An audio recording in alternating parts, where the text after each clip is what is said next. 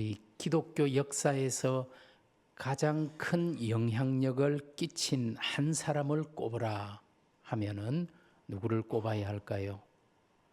우리 예수님을 제외하고는 바울이라는 사람을 꼽을 수밖에 없습니다. 어떻게 바울은 그 엄청난 사역을 할 수 있었을까요? 물론 하나님의 은혜이고 또 바울만이 아니라 바울과 함께한 동력자들의 헌신과 수고 때문이지요. 그럼에도 불구하고 바울이 하나님의 손에 들린 도구가 될 수 있도록 만든 원동력이 무엇일까 생각하게 됩니다. 오늘 우리가 읽은 본문 바로 앞에 있는 갈라디아서 1장 후반부에 그 비결이, 그 이유가 들어있지 않나 생각합니다. 여러분, 바울은 다메섹으로 예수 믿는 사람을 잡으러 가다가 그 길에서 부활하신 예수님을 만나고 완전히 다른 사람으로 회심하게 됩니다. 갈라디아서 1장 17절 말씀을 보면 그 후에 바울은 이렇게 이야기합니다. 나보다 먼저 사도된 자들을 만나려고 예루살렘으로 가지 아니하고 아라비아로 갔다가 다시 다메섹으로 돌아갔다. 바울은 주님을 만난 후에 오히려 아라비아 광야로 가게 됩니다. 그리고 광야에서의 시간을 갖고 다메섹으로 갔다가 18절과 19절 말씀을 이어서 보면 그 후 3년 만에 내가 게바는 베드로의 아람어 이름이지요. 베드로를 뜻합니다. 내가 게바를 방문하려고 예루살렘에 올라가서 그와 함께 15일을 머무는 동안 주의 형제 야고보 외에 다른 사도들을 보지 못하였다 말합니다. 야고보라는 이름, 예수님의 제자였던 사도 야고보는 참수당해서 순교했지요. 여기 있는 주의 형제 야고보는 우리 예수님의 동생 야고보입니다. 나중에 예수님의 동생 야고보가 예수를 구주로 고백하고 예루살렘에서 교회의 중요한 지도자로 역할을 하게 되었지요. 바울은 3년 동안 아라비아 광야에서 주님과 홀로 만나다가 3년이 지난 후에야 예루살렘에 올라가서 그것도 보름 동안만 머물렀고 게바와 주의 형제 야고보 두 사람 외에는 얼굴을 대하지 않았다라고 말합니다. 그리고 21절을 보면 그 후에 수리아와 길리기아 지방으로 갔다라고 말하고 있죠. 길리기아에는 바울의 고향 다소라는 도시가 있습니다. 그리고 오늘 우리가 읽은 2장 1절의 말씀 보시면은 14년 후에 내가 바나바와 함께 디도를 데리고 다시 예루살렘에 올라갔다라고 기록하고 있죠. 이 이야기는 바울의 일생을 재구성하는 데 매우 중요하고 유익한 정보를 우리에게 제공해 주고 있습니다. 바울은 부활하신 예수님을 만나 회심한 후에 예루살렘으로 가지 않았습니다. 오히려 아라비아 광야로 가서 거기에서 3년을 머물렀고 3년이 지난 후에야 예루살렘에 단지 보름 동안만 베드로와 야고보만 만나고 다시 수리아와 길리기아로 가서 사역했습니다. 그리고 오늘 2장 1절의 말씀처럼 14년이 지난 후에야 다시 예루살렘으로 올라갔다라고 기록하지요. 왜 바울이 이렇게 자기 인생의 이야기를 자세하게 기록했을까요? 내가 사도가 된 것은 사람을 통해서 사람으로부터 배워서 된 것이 아니고 하나님께서 주신 부름을 따라 사도가 되었고 내가 전한 복음은 하나님의 계시를 받아 전한 것이다라는 것을 강조하고 싶었던 겁니다. 우리가 갈라디아서 1장 1절에서 본 것처럼 사람들에게서 난 것도 아니요 사람으로 말미암은 것도 아니요 오직 예수 그리스도와 그를 죽은 자 가운데서 살리신 하나님 아버지로 말미암아 사도가 되었다라고 바울은 고백했잖아요. 따라서 내가 예루살렘에 가서 사도들로부터 배웠거나 들어서 된 게 아니고 오히려 아라비아 광야 3년 동안 하나님과 직접 대면하여 복음의 진리를 깨달았고 하나님의 부름받은 사도가 되었다라는 것을 강조하기 위해서 이렇게 자기 스토리를 자세하게 우리에게 말해준 것입니다. 여러분, 바울은 아라비아 광야에서 홀로 머문 그 시간 동안 깊은 영적 체험을 했습니다. 고린도후서 12장 1, 2절에 보면 바울이 이런 말을 합니다. 무익하나마 내가 부득불 자랑하노니 주의 환상과 계시를 말하리라. 내가 그리스도 안에 있는 한 사람을 아노니 자신을 이야기하는 거죠. 그는 14년 전에 셋째 하늘에 이끌려 간 사람이다. 그렇습니다. 바울은 삼청천에 하나님의 가장 깊은 신비까지도 경험한 사람이었고 그때 받은 하나님의 계시의 복음을 사람들에게 널리 전한 인물입니다. 저는 오늘 본문을 묵상하면서 바울을 바울 되게 만든 하나의 사건이 있다면 바로 이 아라비아 광야의 기간이 아닐까 생각했습니다. 우리는 바울이 했던 그 엄청난 사역만 생각하지 숨겨져 있었던 광야의 3년 그리고 수리아와 길리기아에서 묵묵히 보이지 않게 하나님의 복음을 전했던 14년의 세월은 생각하지 못할 때가 많이 있습니다. 홀로 주님을 만나고 복음을 전한 이 시간이 없었다면 우리가 아는 위대한 바울은 없었을 것입니다. 가끔씩 우리에게도 고요한 가운데 거하면서 하나님을 만나는 광야의 시간이 필요할 것입니다. 여러분, 예수님도 그런 시간을 가졌잖아요.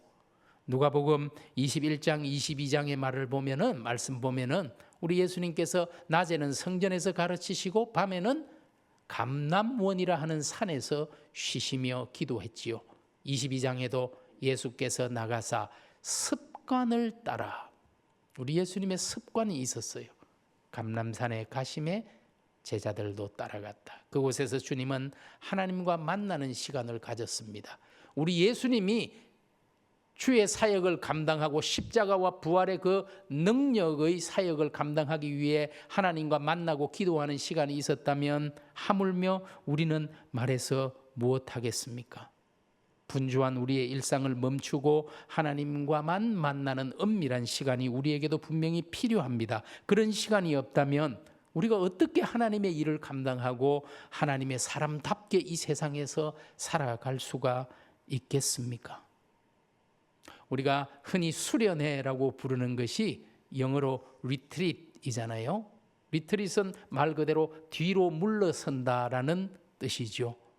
이것이야말로 이보 전진을 위한 일보 후퇴라고 할 것입니다. 이 리트릿을 한글로 표현할 때 피정이라는 말로 쓰는데요. 피하여 고요한 가운데 머문다 이런 뜻이 있죠. 오늘 저와 여러분도 분주한 일상에서 피하여 고요한 가운데 머물면서 물러서서 자기의 내면을 살피고 자기의 영적 건강 상태를 살피는 이런 진정한 피정과 리트릿의 시간이 필요할 것입니다. 그래야만 그리스도인으로서 우리는 풍요롭게 건강하게 살아낼 수 있겠죠. 이번 여름 이제 점점 더워지는데요. 어떤 휴가를 계획하는지 모르겠지만 복잡하고 분주한 것보다 오히려 자기 내면을 성찰할 수 있는 진정한 리트릿이 되면 좋겠습니다. 오늘 우리가 함께 읽은 본문 갈라디아서 2장에는 바울이 예루살렘에 처음 갔던 때로부터 14년 만에 다시 예루살렘에 바나바 디도와 함께 올라가면서 겪은 이야기를 우리에게 전해주고 있습니다. 오늘 우리가 읽은 이 본문을 통해서 복음이 주는 자유 그리고 복음 안에서의 하나됨이라는 주제에 대해서 함께 생각하려고 합니다. 먼저 복음 안에서의 자유에 대해서 생각해 봅시다. 여러분 오늘 본문에 바울이 바나바 디도와 함께 14년 만에 예루살렘에 갔을 때 이 디도의 할례 문제 때문에 큰 소동이 일어났습니다. 디도가 이방인이었기 때문에 예수를 믿고 구원받은 자가 되려면 당연히 할례를 받아야 한다고 유대인 선생들이 주장하고 나섰던 것입니다. 이들이 생각할 때에는 율법은 반드시 지켜야 하고 율법의 대표가 할례이기 때문에 할례를 받아야만 구원받고 하나님의 백성이 될 수 있다라고 주장했습니다. 그러나 바울은 그렇게 생각하지 않았습니다. 오늘 우리가 읽은 갈라디아서 2장 5절의 말씀에 바울은 우리가 그들에 대해서 한시도 복종하지 아니하였다. 왜냐하면 복음의 진리가 우리 가운데 있어야 하는데 그것들이 훼손돼서는 안 되기 때문에 한시도, 이 말은 조금도 물러서거나 양보하지 않았다라는 의미입니다. 여러분 갈라디아서 2장 4절에 이렇게 이야기하지요. 가만히 들어온 거짓 형제들이 유대인 선생들입니다. 우리 가운데 할례를 받아야 구원을 받을 수 있다라는 잘못된 복음을, 다른 복음을 이야기하기 시작했잖아요. 왜 그렇게 했을까요? 그리스도 예수 안에서 우리가 가진 자유를 엿보고 우리를 종으로, 율법의 종으로 삼으려고 율법을 다 지켜야 돼. 그저 믿는다고 되는 건 아니야. 특히 할례를 받아야 돼. 디도가 할례를 안 받았으니까 큰 문제야. 왜 할례를 안 받게 했어? 할례를 당장이라도 받게 해야 돼라고 이들은 주장했습니다. 여러분 바울이 디도에게 할례를 행하지 않은 것은 바울이 할례 자체를 반대해서가 아닙니다. 바울 자신도 할례 받은 사람입니다. 그리고 바울은 자신의 또 다른 영적인 아들인 디모데에게 사도행전 16장 3절을 보면 디모데에게는 할례를 행했습니다.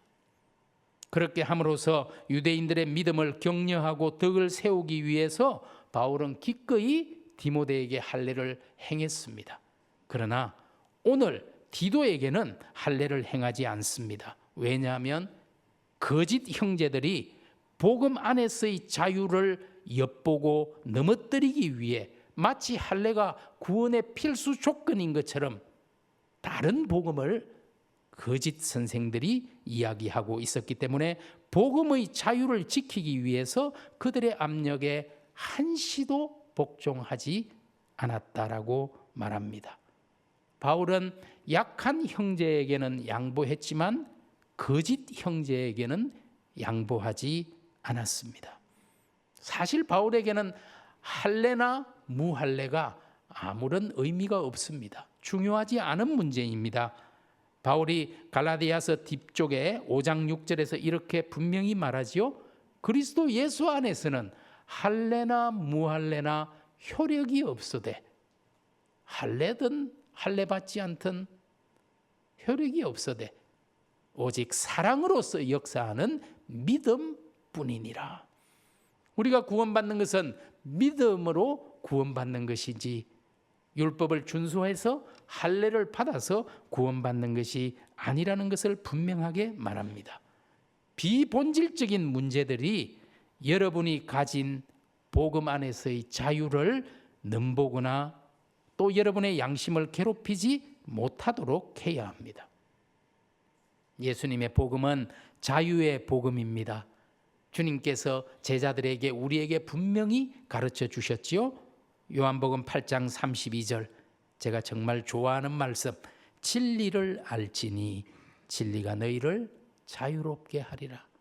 우리가 정말 예수님이 전해주신 그 복음의 진리를 알게 된다면 우리는 그 복음 안에서 자유롭게 될 것입니다. 자유를 누릴 것입니다.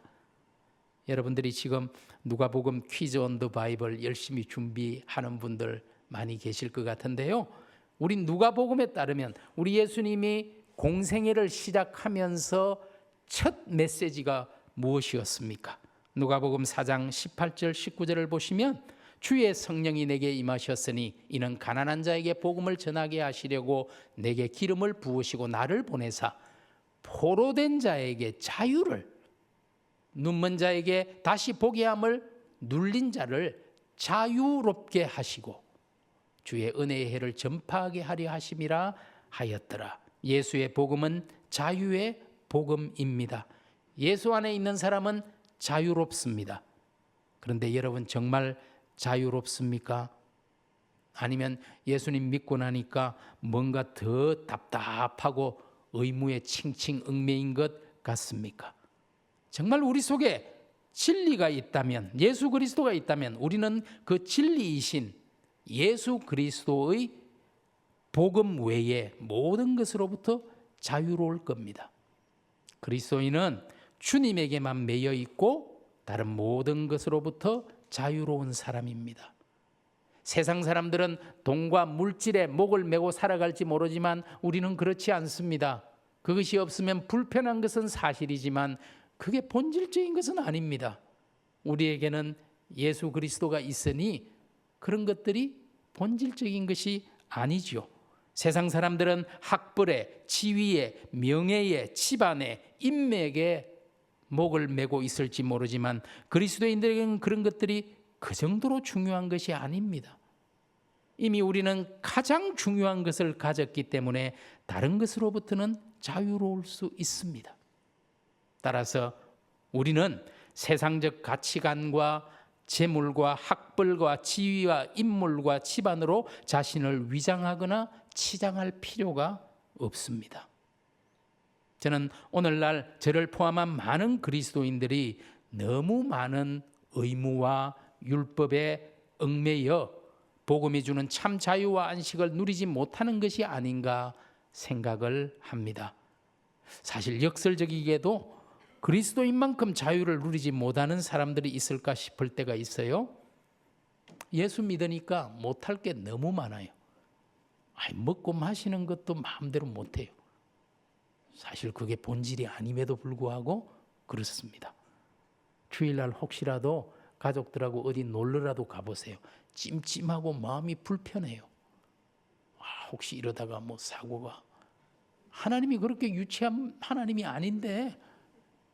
제가 어느 글을 보니까 유대인 랍비가 안식일에 골프장에 가서 골프를 쳤는데 세상에 평생 한 번도 하지 못한 홀인원을 한 거예요. 그래가지고 자랑을 하고 싶어 미치겠는데 안식일 날 그렇게 했다가는 큰일 나니까요. 그게 제목이 유대인 랍비에게 내리신 하나님의 벌, 이런 게 되더라고요. 오늘 우리도 사실은 이 자유의 복음을 누리지 못하고 율법과 의무에 칭칭 매여 있는 것이 아닐까요? 어쩌면 2000년 교회 역사는 원시적이고 벌거벗은 복음에 너무나 회개망측한 것들로 칭칭 동여매고 덧붙여서 이제 예수님이 전하신 복음이 무엇인지 알아보기조차 어렵게 만든 것이 아닐까 싶습니다. 이런 사람들의 모든 전통과 덧붙여진 것들을 벗겨내고 벌거벗은 복음, 자유의 복음으로 돌아가야 합니다. 혹시 여러분 중에 박 목사가 이제 뭐 아무거나 먹고 마시고 주일에 조금 놀러도 가고 그러라고 했네. 이렇게 생각하는 분은 없기를 바랍니다. 제 말은 복음에 덧대어지고 덧입혀진 껍데기에 매이지 말고 복음의 본질에, 알맹이에 집중하자는 것입니다. 무엇이 복음의 속 알맹이입니까? 여러분 미가서 6장 8절에 기록한 것처럼 오직 정의를 행하며 인자를 사랑하며 겸손하게 하나님과 함께 동행하는 것, 이것이 복음의 알맹이라고 말해도 좋겠죠. 호세아서 6장 6절에서 말하는 것처럼 나는 인애를 원하고 제사를 원하지 아니하며 번제보다 하나님 아는 것을 원하노라. 우리가 하나님을 더 많이 알아가고 하나님의 사랑을 깨우쳐가고 실천하는 것이 복음의 알맹이라고 말해도 좋겠죠. 아니면 누가복음 10장 27절에서 예수님이 말씀하신 것처럼 우리 마음을 다하고 목숨을 다하고 힘을 다하고 뜻을 다해서 하나님을 사랑하고 또 이웃을 내 자신처럼 사랑하는 것, 하나님 사랑과 이웃 사랑이 복음의 속알맹이라고 말해도 좋겠습니다. 이 복음의 핵심 외에 그 주장스러운 것으로부터는 여러분 자유를 누릴 수 있기를 바랍니다. 우리 주님께서 우리에게 진리를 주셨으니 진리가 너희를 자유롭게 하리라. 하나님 안에서 여러분이 받은 자유를 마음껏 누릴 수 있기를 원합니다. 두 번째 주제로 이제 복음 안에서의 하나됨에 대해서 본문에서 살펴보려고 합니다. 여러분 본문 9절의 말씀에 보면 이런 말씀이 있습니다. 또 기둥같이 여기는 야고보와 게바, 베드로지요 요한도 내게 주신 은혜를 알므로 나와 바나바에게 친교의 악수를 하였으니 우리는 이방인에게로 그들은 할례자에게로 가게 하려 함이라. 여기에 야고보, 게바, 요한 그리고 바울, 여러분 이 네 사람이 만난 것이 얼마나 엄청난 만남입니까? 여러분 신약 성경에 로마서부터 요한계시록까지 이 어마어마한 모든 편지가 유다서를 제외하고는 이 네 사람이 쓴 겁니다. 전부. 그러니 이 만남이 얼마나 대단한 만남입니까? 그런데 이들이 서로 친교의 악수를 했다라고 말합니다. 베드로를 포함한 사도들은 유대인을 전도하기 위해, 복음 전하기 위해 할례자의 사도로 택함을 받았고, 바울과 바나바는 이방인의 사도로 택함을 받았다. 우리가 서로 다른 청중을 설득하고 또 선포해서 그들을 하나님의 사람으로 얻고자 하는 바이니 우리가 서로 협력하고 하나가 되자 친교의 악수를 나누었단 말입니다. 그리고 10절을 보시면 그러나 한 가지 조건을 같이 공유했지요. 다만 우리에게 가난한 자들을 기억하도록 부탁하였으니 이것은 나도 본래부터 힘써 행하여 왔노라. 어떻습니까? 오늘 이들은 복음 안에서 기꺼이 친교의 악수를 나누면서 우리는 이방인에게로, 당신들은 할례자 유대인에게로 가서 복음을 전합시다. 다만 어디에 있든 가난한 사람들을 구제하는 일만큼은 우리가 잊지 말고 함께 동력하도록 합시다. 이렇게 선한 일치를 복음 안에서 이루어낸 것을 보게 됩니다. 여러분 동일한 복음의 은혜 위에 기초했다면 서로 조금 스타일이 다르거나 관습이 다르다 해도 복음 안에서는 하나가 되어야 합니다. 우리 장로교, 감리교, 침례교, 성결교 조금씩 달라요. 그러나 우리가 모두 예수 그리스도를 구주로 고백하고 복음의 은혜를 알고 있으니 우리는 복음 안에서 하나가 될 수 있습니다. 예정론이니 자유의지니 하는 신학적 차이 때문에 또 주일 예배 시간에 가운을 입고 설교를 해야 되는지 아니면 가운을 벗고 해도 되는지 하는 이런 예전의 차이 때문에 추수감사절을 예전에 했던 것처럼 꼭 11월 셋째 주일날 해야 할지 아니면 우리 현실에 맞게 추석이나 10월 좋은 가을날 해야 할지 하는 관습의 차이 때문에 분열되어서는 안 되죠. 복음의 알맹이 미가서에서 호세아에서 그리고 예수님께서 가르쳐 주신 복음의 알맹이에 우리가 하나라면 조금 다른 관습과 예전과 가르침에는 넉넉해질 수 있어야 할 것입니다. 우리 예수님께서 요한복음 17장에서 이렇게 기도하셨지요. 그들도 다 하나가 되게 해달라고. 하나님 앞에 주님이 기도하면서 아버지께서 내 안에 내가 아버지 안에 있는 것 같이 그들도 다 하나가 되게 해달라고. 우리가 하나인 것 된 것 같이 그들도 하나가 되게 해달라고 간절히 기도하셨어요. 오늘 우리로 복음 안에서 하나가 되게 해달라고. 여러분 에베소서 4장 3절에서 바울은 어떻게 말합니까? 우리를 향해서 성령이 하나 되게 하신 것을 힘써 지키라고. 힘써 지킨다는 게 뭡니까? 최선을 다하고 용을 써서라도 성령이 하나 되게 하신 평안에 매는 줄로 묶어주신 이 하나됨을 힘써 지키라고 호소했지만 우리 교회의 역사는 그렇지 못했잖아요. 이런저런 이유로 나누어지고 분열을 거듭했습니다. 하지만 그래서는 안 됩니다. 하나님께서는, 우리 주님께서는 우리가 복음 안에서는 함께 연합하기를 원하고 계십니다. 여러분 교회 역사에서 오랫동안 내려오는 사실은 누가 한 말인지는 잘 모르겠어요. 그러나 오랫동안 전해져 내려오는 금언이 하나 있습니다. 그게 본질적인 것에는 일치를, 비본질적인 것에는 자유를, 그리고 이 모든 것에는 사랑을, 이런 구절입니다. 그런데 제가 깜짝 놀란 게 이 구절이 우리 교회 3층 회의실에 딱 걸려 있더라고요. 이게 왜 여기 걸려 있나? 그렇습니다.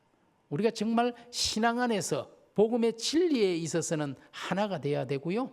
그러나 비본질적인 것에는 서로 다른 것을 함께 허용하고 인정할 수 있어야 하고, 이 모든 일은 사랑 가운데서 행해야 할 것입니다.